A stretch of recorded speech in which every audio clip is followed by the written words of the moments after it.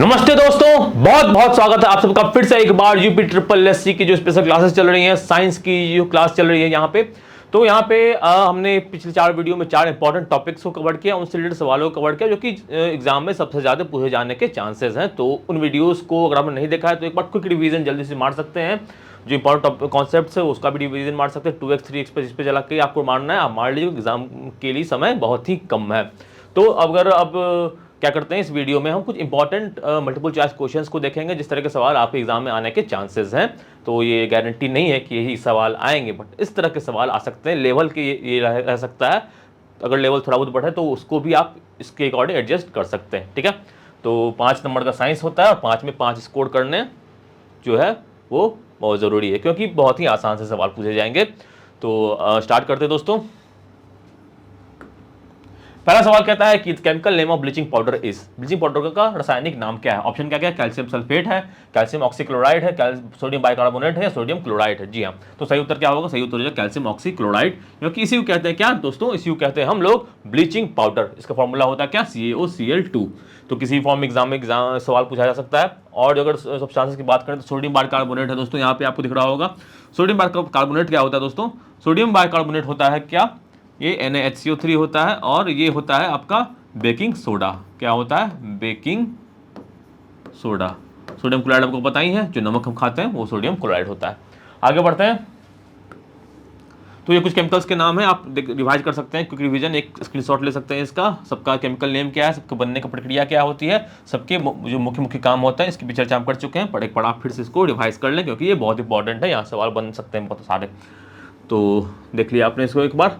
आगे बढ़ते हैं हम दोस्तों। अगला सवाल क्वेश्चन नंबर 2 कहता है कि क्लोव इज ऑब्टेन्ड फ्रॉम। जो क्लोव होता है, जो लौंग हम खाते हैं, वो कहाँ से प्राप्त होता है? क्या जड़ से प्राप्त होता है, स्टीम से प्राप्त होता है, तने से, लीव्स पत्तियों का होता है, या फ्लावर की बर्ड्स होती है, फूल की कलियां होती हैं? तो सही उत्तर क्या है? सही उत्तर होता है ऑप्शन नंबर डी लास्ट, फूल की कलियां इसका सही उत्तर होता है। तो ये देखो, यहाँ पे आपको लौंग दिख रहा होगा। जो फूल की कलियों के क्रम में जो लौंग होता है वो पाया जाता है। और ये किस प्रकार का होता है? ये बेसिक होता है, यानी कि एक क्षार होता है। ठीक है, क्लोव ऑयल इसका काफ़ी इस्तेमाल हम लोग करते हैं जब हमारे दांतों का दर्द वगैरह होता है। तो लोग कहते हैं कि लौंग चबा लो, तो वो थोड़ा सा आप पे राहत देता है। ठीक है, आगे बढ़ते हैं। तीसरा सवाल कहता है ऑरेंज का टेस्ट। ऑरेंज में क्या पाया जाता है? कौन सा अम्ल पाया जाता है? विटामिन या कौन सा चीज़ पाया जाता है? Vitamin C, vitamin A, vitamin B या नन ऑफ दीज? सही उत्तर क्या है? विटामिन सी जो होता है वो ऑरेंज में पाया जाता है। जो भी खट्टे फल होते हैं उनमें विटामिन सी पाया जाता है, तो ये याद रखेंगे आप। जो खट्टे फल होते हैं उनमें विटामिन सी होता है। तो इसमें नींबू भी हो सकता है, ठीक है, या संतरा हो सकता है। तो इस तरह के जो फल होते हैं उसमें आपको विटामिन सी देखने को मिलेंगे। ठीक है, अब आगे बढ़ते हैं। चौथा प्रश्न कहता है कि what is the sign of resistance. Resistance जो होती है उसका ऐसा यूनिट क्या होता है? रेजिस्टेंस मतलब वो चीज जो कि रेजिस्ट करती है अपने थ्रू करंट के पास होने को। ऑप्शन क्या क्या है? फैराडे, ओम, वोल्ट या एम्पियर? सही उत्तर क्या हो जाएगा? ओम। एम्पियर किसका है? विद्युत धारा का यूनिट है। ठीक है, अगर वोल्ट की बात करें तो विभवांतर यानी कि वोल्टेज का यूनिट है। विभवांतर का यूनिट है वोल्ट। क्या? वोल्ट। फैराडे यूनिट किसका है? फैराडे यूनिट है दोस्तों मैग्नेटिक फील्ड से संबंधित। ठीक है, और फैराडे जो है इन्होंने ही क्या दिया? इलेक्ट्रोमैग्नेटिक इंडक्शन का यहाँ पे लॉ दिया था। अब अगर बात करें कि फैराडे यहाँ पे फैराड किसका यूनिट होता है? तो फैराड यूनिट होता है कैपेसिटेंस का। ओम यूनिट होता है रेजिस्टेंस का, हमने पता ही है। तो उसका सिंबल क्या होता है? सिंबल इस तरह का कुछ होता है। आगे बढ़ते हैं। पांचवा सवाल कहता है name the upper layer of the skin. Skin की ऊपरी भाग का नाम जो होता है वो क्या होता है? इंडोडर्मिस होता है, एपिडर्मिस होता है, डर्मिस होता है या स्पेशल डर्मिस होता है? तो इसका सही उत्तर क्या हो जाएगा? एपिडर्मिस। जो होता है हमारे स्किन के लेयर होता है उसमें क्या होता है? एपिडर्मिस उसको बोलते हैं। एक तरह के उत्तक होते हैं, टिश्यूज होते हैं। यहाँ पे देखो अपर लेयर के एपिडर्मिस होता है, बीच में डर्मिस है, फिर यहाँ पे सबकोटिस टिश्यूज है, फैट टिश्यूज यहाँ पे नीचे होते हैं। तो ये हमारे स्किन के बाल हैं, यहाँ पे आपको दिख रहे होंगे। और ये ऊपर का लेयर होता है उसको हम लोग इस लेयर को कहते हैं क्या? एपिडर्मिस कहते हैं। ठीक है, इस लेयर को कहते हैं क्या? एपिडर्मिस।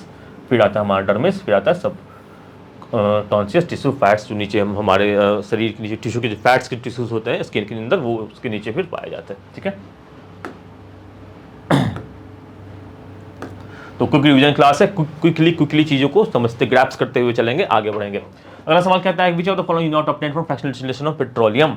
निम्नलिखित में से कौन पेट्रोलियम के विमानांतक आसवन पर प्राप्त नहीं होता? ऑप्शन क्या है? पैराफिन वैक्स, बी असफॉल्ट, सी कोल गैस या डी पेट्रोलियम गैस। तो ये पैराफिन वैक्स जो होता है हमें क्या से मिलता है? जो वैक्स जो मोम होता है वो हमें पेट्रोलियम से ही, पेट्रोलियम की जो होती है फ्रैक्शनल डिस्टिलेशन। फ्रैक्शनल डिस्टिलेशन होता क्या है कि चीज़ों को हम क्या करते हैं, गर्म करते हैं और वो अपने बॉइलिंग पॉइंट पे आता है। जो भी मतलब बहुत सारी चीज़ों का ये मिक्सचर होता है, तो जो भी बॉइलिंग पॉइंट होता है उसका बॉइलिंग पॉइंट जब पहुंचता है गर्म करते करते, तो वो चीज़ अपने क्या होता है गैस में बन जाती है, फिर उसको अलग जगह कलेक्ट करके सेपरेट कर दिया जाता है। तो ये तरीका होता है फ्रैक्शनल डिस्टिलेशन का, और बहुत ही इंपॉर्टेंट कॉन्सेप्ट होता है फ्रैक्शनल डिस्टिलेशन। पेट्रोलियम जो होता है वहीं से पेट्रोलियम से चीज़ें निकलती है, उसी प्रक्रिया के थ्रू वो वहाँ पे निकलती हैं।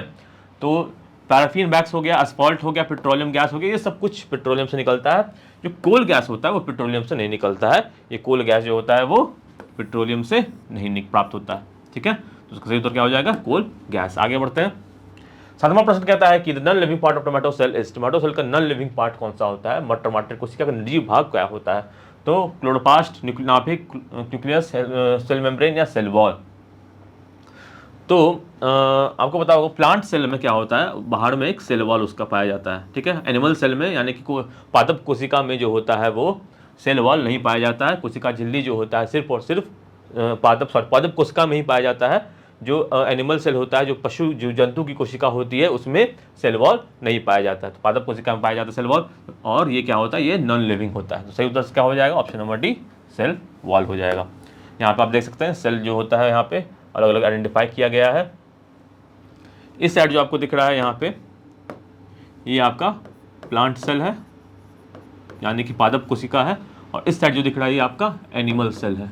ठीक है, तो आप यहाँ से देख सकते हैं कि क्या क्या चीज़ें जो होती हैं सिर्फ और सिर्फ प्लांट सेल में पाया जाता है। तो क्लोरोप्लास्ट, सेल वॉल, प्लाज्मोडियस्टा, ये सब जो होता है। सेल वॉल क्लोरोप्लास्ट काफ़ी ज़्यादा इंपॉर्टेंट है। अगर सवाल पूछे कौन सी जो सेल ऑर्गेनल्स हैं वो प्लांट सेल में पाया जाता है या एनिमल सेल में पाया जाता है, तो ये सब यहाँ से आप प्राप्त कर सकते हैं जानकारी। क्लोरोप्लास्ट जो होता है आपको दोस्तों, क्लोरोप्लास्ट और सेल वॉल प्लांट सेल में पाया जाता है। सेंट्रियोल्स एक ऐसा चीज़ होता है जो एनिमल सेल में पाया जाता है। ठीक है, तो आपको ये सब चीज़ ध्यान रखना है। सेंट्रियोल्स, सेंट्रोजोम्स, ये सब एनिमल सेल में पाया जाता है, प्लांट सेल में नहीं पाया जाता है। ठीक है, इसके अलावा जो इंपॉर्टेंट चीज़ माइटोकॉन्ड्रिया को क्या कहते हैं? पावर हाउस कहते हैं। सेल का पावर हाउस किसको कहते हैं? माइटोकॉन्ड्रिया को कहते हैं। ठीक है, राइबोसोम में क्या होता है? प्रोटीन बनता है, और लाइसोसोम को कहते हैं सुसाइड बैग। याद रखेंगे।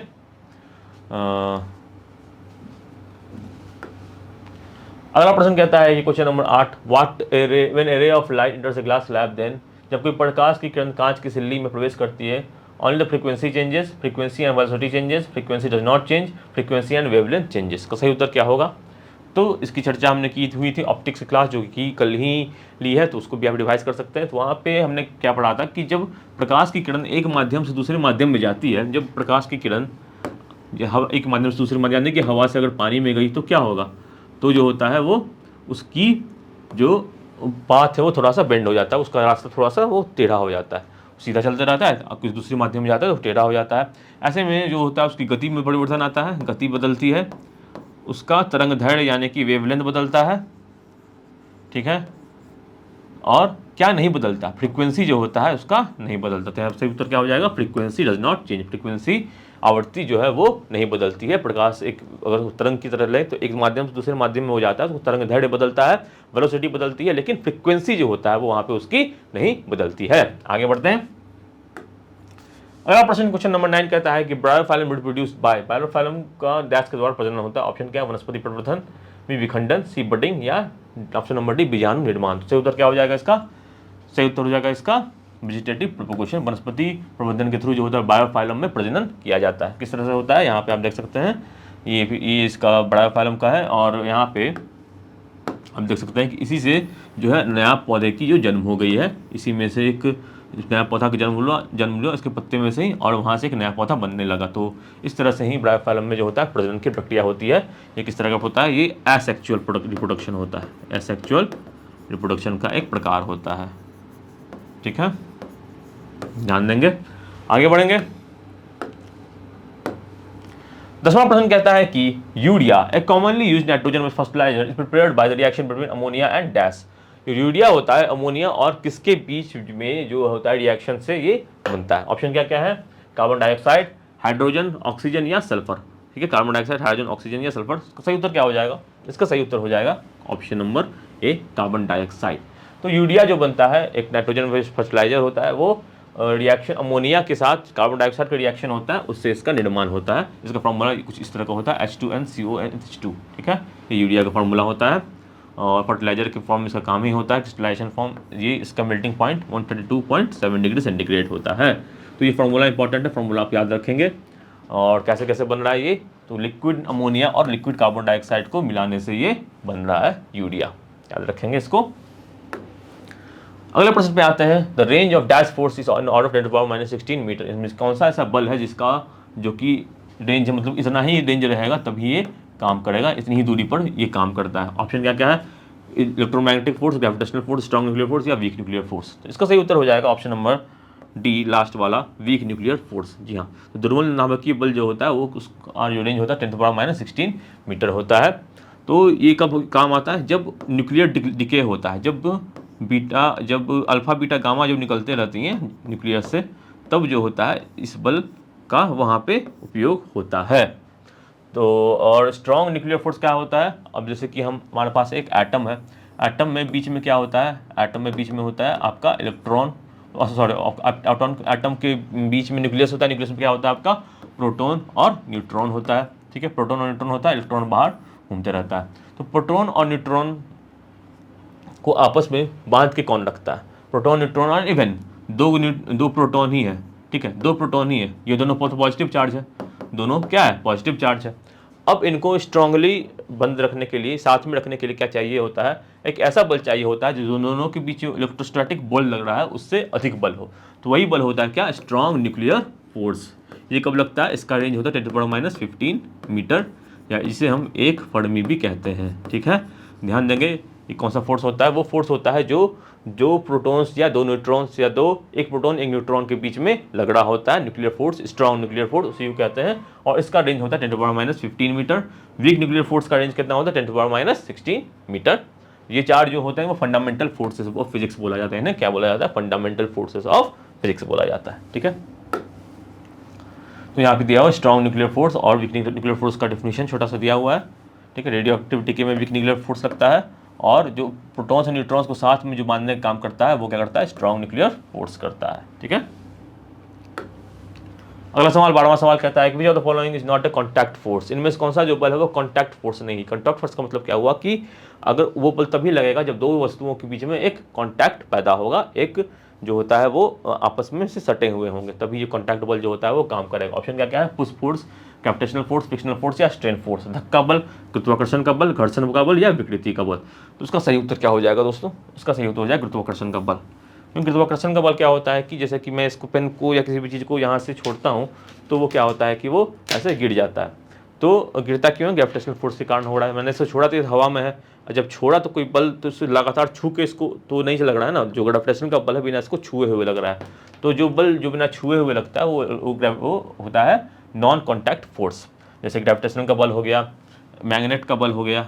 मैग्नेट क्या होता है, दूर से ही जो होता है वो आयरन को, लोहे को खींच लेता है, ठीक है।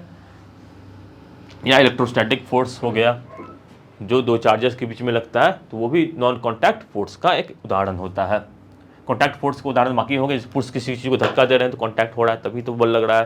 फ्रिक्शन कब ये लगता है, फ्रिक्शन दो सरफेस के बीच में ही लगता है जो चीज़ों को रोकने का काम करता है, तो वो जो कॉन्टैक्ट होता है तभी फ्रिक्शन होता है, तो फ्रिक्शन भी क्या हो जाता है, एक कॉन्टैक्ट फोर्स हो जाता है। आगे बढ़ते हैं। ये सवाल कहता है कि 1 kilowatt hour is equal to, इसकी चर्चा हमने इलेक्ट्रिसिटी वानी यानी कि साइंस के पहले क्लास में की थी। 1 किलोवाट आवर किसके बराबर होता है, 36 × 10⁻³ जूल, 36 × 10⁵ जूल, 10⁻³ जूल, 10⁵ जूल। तो सही उत्तर क्या हो जाएगा, इसका सही उत्तर हो जाएगा 36 × 10⁵ जूल, या इसको कह सकते हैं 3.6 × 10⁻6 जूल। दोनों बराबर ही चीज़ें होती हैं, ठीक है। इस तरह से घुमा के भी थोड़ा बहुत सवाल हो सकता है कि पूछ दिया जाए, अगर थोड़ा सा लेवल बढ़ाने की इच्छा हुई SSC की, PT की, तो उनका इच्छा होता है थोड़ा बहुत अगर लेवल बढ़ा सके या कन्फ्यूजन करने के लिए कुछ ऑप्शंस में घेरबंदी कर सके। तो इसका इलाज क्या है, इसका इलाज है आप कॉन्सेप्ट जो होता है क्लियर होना चाहिए। तो 4 क्लासेस हमने किए, जो इंपॉर्टेंट टॉपिक्स हमने कवर किए हैं उनके कॉन्सेप्ट आपकी ज़रूर से ज़रूर क्लियर हो गए होंगे, ऐसे मैं आशा करता हूँ। और नहीं क्लियर हो तो आप उसको फिर से एक बार रिवाइज़ कर सकते हैं, क्विक वे में जो जहाँ चीज़ें आपकी छुटी हुई हैं वहाँ से आप चीज़ों को रिवाइज़ कर सकते हैं, ठीक है। तो साइंस में 5 क्वेश्चन बहुत ही आसान पूछे जाएंगे। मैं बहुत ही आशा करता हूँ कि 5 में से 5 जो है होते हैं वहाँ पे आप निकाल लेंगे। एक एक नंबर की इंपॉर्टेंस होती है, इसे एग्जाम्स आपको बताएंगे। तो 5 क्वेश्चंस जो होते हैं, 5 क्वेश्चंस आपको निकाल लेने हैं। ठीक है, आगे बढ़ते हैं।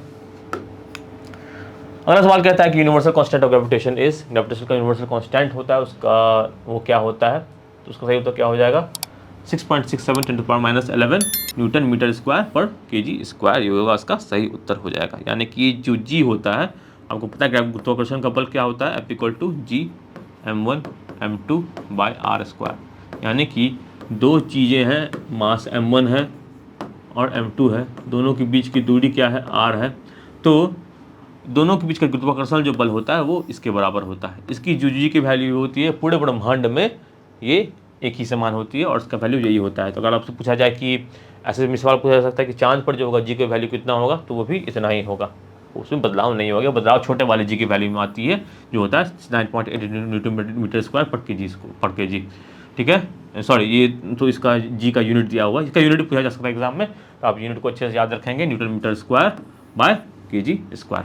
ठीक है, तो जो छोटा वाला जी होता है इसका वैल्यू बदल जाता है, हर जगह पर अलग अलग रहता है, लेकिन जो बड़ा वाला जी है उसका वैल्यू नहीं बदलता है। ठीक है, ये याद रखेंगे। आगे बढ़ते हैं दोस्तों। प्रथम सवाल कहता है कि which of the following plant tissues has dead cells, इनमें से कौन से प्लांट के टिश्यूज होते हैं जिनमें खाली डेड सेल्स होते हैं, एपिडर्मिस में, पैरेन्काइमा में, कोलेनकाइमा में, स्क्लेरेन्काइमा में। सही उत्तर क्या हो जाएगा, ऑप्शन नंबर डी, स्क्लेरेन्काइमा में जो होते हैं टिश्यू उसमें खाली डेड सेल्स होते हैं। इसका काम कुछ फंक्शनल नहीं होता है, इसका काम बस सपोर्ट करना होता है, एक सपोर्ट प्रोवाइड करना होता है, फिजिकल सपोर्ट। ठीक है, ये इसका काम होता है। अगला सवाल, if the xylem of the plant is mechanically blocked which of the following function of plant will be affected. अगर जाइलम ब्लॉक हो गया तो क्या अफेक्ट हो जाएगा, जाइलम, अब इसमें हमें जानना पड़ेगा कि जाइलम का काम क्या होता है। तो जाइलम क्या, ट्रांसपोर्ट ऑफ वाटर बंद हो जाएगा, transport of water and solutes बंद हो जाएगा, ट्रांसपोर्ट ऑफ सॉल्यूट्स बंद हो जाएगा, या ट्रांसपोर्ट ऑफ गैसेस बंद हो जाएगा। ठीक है, इसका सही उत्तर क्या होगा। तो जाइलम काम क्या होता है, जाइलम का काम होता है क्या कि जो पानी होता है उसको पूरे इसमें पूरे प्लांट में फैलाना। सही उत्तर क्या हो जाएगा, ट्रांसपोर्ट ऑफ वाटर ओनली, क्योंकि ये वाटर का ही सप्लाई का काम करता है। और फॉलम क्या करता है, फॉलम खाने पीने के सप्लाई का काम करता है। ठीक है, गैस का ट्रांसपोर्टेशन का कोई संबंध है ही नहीं।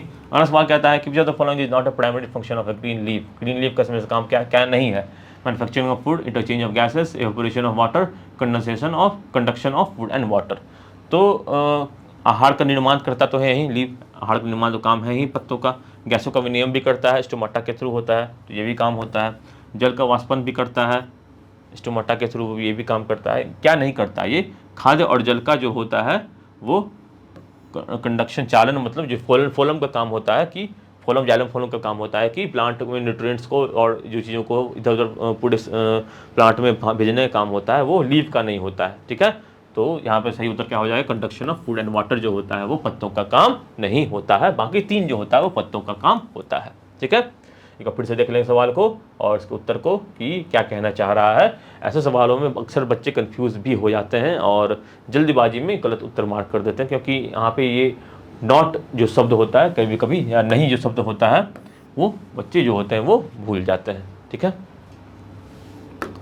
अगला सवाल कहता है कि which of the following tissues is responsible for increase of growth in the steam of the plant. Plant के स्टीम में क्या होता है कि जो साइड स्टीम का जो होता पत्ता है उसमें बढ़ाने में कौन सा जो टिश्यूज होता है वो काम आता है, ट्रैंकिड, पेरिसाइकिल, इंटरकैलरी मेरिस्टेम या लैटरल मेरिस्टेम। तो सही उत्तर हो जाएगा इसका option number D, lateral meristem या पार्वड़ीय विभीय ज्योतक। ठीक है, क्या होता है यहाँ पे देख लेते हैं। तो जहाँ पे देखो लैटरल मेरिस्टेम क्या कर रहा है, साइड से इसको बढ़ाने का काम कर रहा है। इंटरकैलरी मेरिस्टेम क्या होता है, 2 पॉइंट के बीच में बढ़ाने का काम करता है, और ऊपर से बढ़ाने का काम करता है कौन, एपिकल मेरिस्टेम। ठीक है, ऊपर बढ़ाने का काम करता है कौन, एपिकल मेरिस्टेम।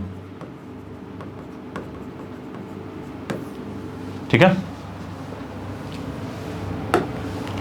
अगला सवाल कहता है कि plant of dash group generally known as algae, इनमें से कौन से ग्रुप ऑफ प्लांट हैं जिन्हें आमतौर पर अलगी कहा जाता है, ब्रायोफाइट को, जिम्नोस्पर्म्स को, पेट्रोफाइटा को या थाइलोफाइटा को। तो सही उत्तर क्या हो जाएगा, थाइलोफाइटा को जो होता है, सॉरी थाइलोफाइटा मैंने बोल दिया, ब्रायोफाइटो का जो होता है क्या बोलते हैं उसको बोलते हैं क्या, अलगी। तो ब्रायोफाइटो को कहते हैं दोस्तों क्या, अलगी। आगे बढ़ते हैं अब ये सवाल देखिए, ये सवाल कहता है कि in human digestive system bile juice is released in, bile juice जो होता है वो कहाँ से उत्पन्न होता है, स्टोमक से, पैंक्रियाज से, लीवर से या स्मॉल इंटेस्टाइन से। तो सही उत्तर क्या हो जाएगा, सही उत्तर हो जाएगा इसका पैंक्रियाज से, यानी अग्नाशय से जो होता है वो सॉरी अग्नाशय से नहीं होता है। बाइल जूस जो होता है, आप पता नहीं कंफ्यूजन थोड़ा सा हो रहा है ज़्यादा, बट बाइल जूस जो होता है वो दोस्तों लीवर से सेक्रेट होता है। ठीक है, माफ़ कीजिएगा मैंने गलत बोल दिया क्वेश्चन में लगातार एक्चुअली। तो लीवर से जो होता है दोस्तों बाइल जूस सेक्रेट होता है, यानी कि यकृत से जो होता है बाइल जूस सेक्रेट होता है। याद ध्यान देंगे, यकृत से लीवर से बाइल जूस सेक्रेट होता है।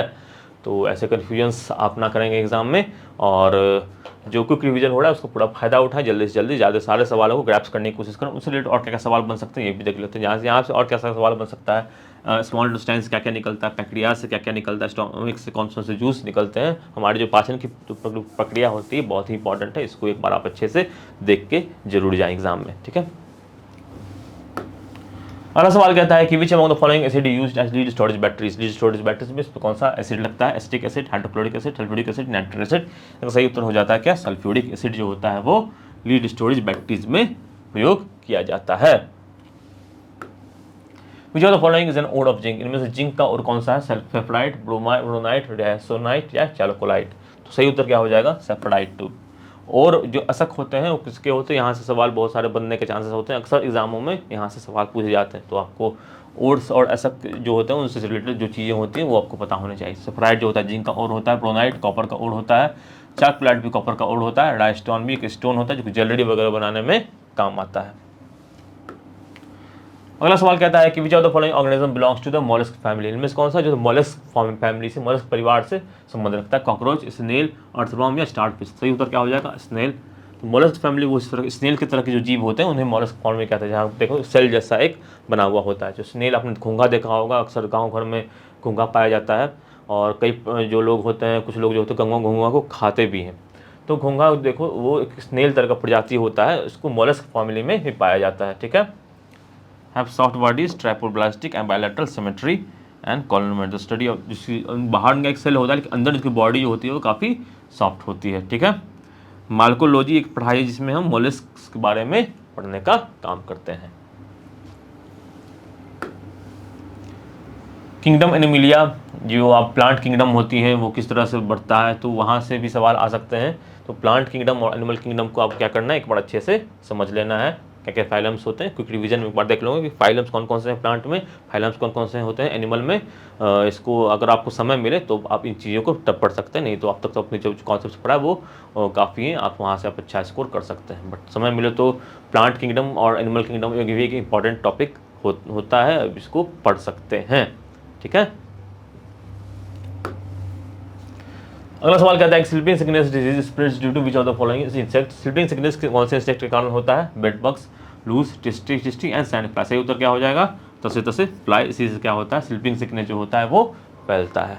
ठीक है, तो डिजीज वाले चैप्टर जो हमने कवर किया था उसमें हमने सारी चीज़ें बताई थी कि प्लांट से या एनिमल की जो मतलब कौन कौन से जो फ्लाइज होते हैं कौन से डिजीज से बनने के कारण होते हैं, या कौन कौन से जीवाणु कीटाणु से किस प्रकार की जो बीमारियां हैं वो फैलती हैं। तो वो वीडियो हमने बनाया हुआ है, उसमें सामने सब कुछ हमने डिटेल में समझाया हुआ है। ठीक है, और उस पर कुछ MCQs भी किए हुए हैं, तो वहाँ से भी आप सवालों को जरूर देखें। अगला सवाल देखते हैं, मैटर वेव्स आर, मैटर तरंग द्रव्य तरंगों को कहा जाता है, क्या कहा जाता है, electromagnetic waves, transverse waves, de Broglie waves या लॉन्गिट्यूडनल वेव्स। सही उत्तर क्या हो जाएगा, सही उत्तर हो जाएगा option number D, de Broglie waves. क्या कहते हैं दोस्तों, डी ब्रॉगली वेव्स कहते हैं। डी ब्रॉगली वेव्स क्या होता है, डी ब्रॉगली वेव्स वो होता है जैसे कि कहते हैं कि जो लाइट होता है उसका दोनों नेचर होता है, मैटर का भी होता है और क्या कहते हैं पार्टिकल का भी होता है। अब लाइट का नेचर मैटर और पार्टिकल दोनों का हो रहा है, तो जो लाइट तो फॉर्म ऑफ एनर्जी है, लेकिन जो मैटर होता है उसमें भी क्या हो जाता है दोस्तों, उसमें भी थोड़ा सा वेव नेचर होता है, और उसका जो वेव होता है वेवलेंथ होता है वो डी ब्रॉगली वेवलेंथ से हम लोग निकालते हैं। इसके बराबर होता है लैम्डा इक्वल टू h बटा पी के बराबर होता है। पी कोई वस्तु अगर मोमेंटम में अगर घूम रही है तो उसका मोमेंटम होगा, और h जो होता है वो प्लैंक कांस्टेंट होता है। तो लैम्डा इक्वल टू h बटा पी जो होता है वो डी ब्रॉगली वेवलेंथ होता है।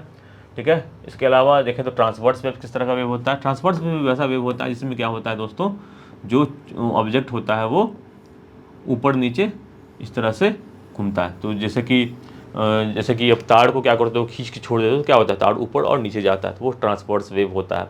ठीक है, अगर बात करें लॉन्गिट्यूडनल वेव, तो वो क्या होता है, लॉन्गिट्यूडनल वेव जो होता है उसमें जो पार्टिकल जो घूमती है वो वेव के दिशा में ही घूमती है। जैसे साउंड वेव होता है, साउंड वेव होता है तो कैसा बनता है, हमने कुछ बोला यहाँ से तो यहाँ पे एक छोटा सा कॉम्प्रेशन बनता है, फिर रिफ्रैक्शन बनता है। मतलब कहने का कि यहाँ पे आवाज़ जो डेंसिटी जो घनत्व है एक जगह बढ़ जाती है, एक जगह कम हो जाती है, एक जगह बढ़ जाती है, एक जगह कम हो जाती है।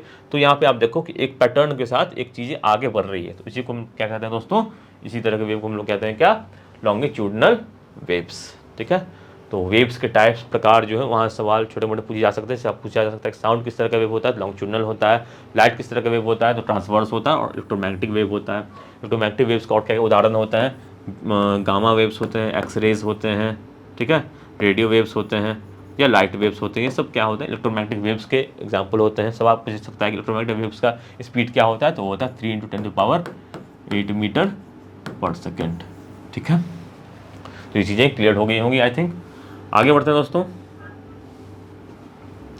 तो अब आगे ये हमारा आखिरी सवाल है आज का। ये कहता है कि which viruses are usually made up of which of the following. Virus जो होता है, जो जीवाणु होते हैं, जो विषाणु होते हैं बेसिकली, वो किन चीज़ों से बने होते हैं। तो protein, carbohydrate, protein nucleic acid, protein ascorbic acid या प्रोटीन लिपिड। तो सही उत्तर हो जाएगा ऑप्शन नंबर बी, प्रोटीन और न्यूक्लिक एसिड के जो होते हैं वो हमारे वायरस जो होते हैं वो बने होते हैं। ठीक है, तो इसी के साथ दोस्तों समाप्त करते हैं इस वीडियो को, और आशा करता हूँ जो साइंस की जो सीरीज चली है 5 वीडियो की आपको पसंद आई होगी और यहाँ से आपको काफ़ी फ़ायदा पहुँचेगा एग्ज़ाम में। तो आपको एग्ज़ाम के लिए बहुत शुभकामनाएं, और छोटी छोटी गलतियाँ जो होती है एग्ज़ाम में वो करने से आप बचें। एग्ज़ाम के चाहे कि सॉल्यूशंस की बात हो, चाहे कि एग्ज़ाम में आपकी जो डिटेल्स पढ़ने होते हैं उसकी बात हो, और सेंटर पर सही वक्त पर पहुँच जाएँ। एक कूल दिमाग के साथ, एक ठंडे दिमाग के साथ आप एग्ज़ाम देने बैठे। आपने सभी चीज़ें पढ़ी हुई, जो चीज़ आपने पढ़ी हुई उस पर आपको कॉन्फिडेंस रखना है और जो एग्ज़ाम को फोड़ देना है। तो धन्यवाद, और फिर मिलेंगे किसी अन्य वीडियो सीरीज में। Thank you and have a nice day. जय हिंद।